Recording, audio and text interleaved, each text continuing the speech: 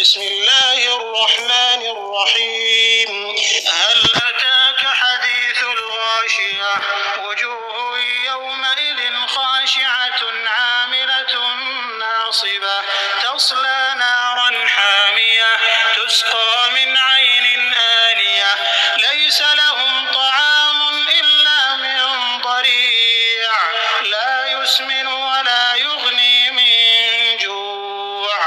وجوه يومئذ ناعمة لسعيها راضية في جنة عالية لا تسمع فيها لاغية فيها عين جارية فيها سرر مرفوعة وأكواب موضوعة ونمارق مصفوفة وزرابي مبثوثة أفلا ينظرون إلى الإبل كيف خلقت وإلى السماء كيف رفعت وإلى الجبال كيف نصبت وإلى الأرض كيف سطحت.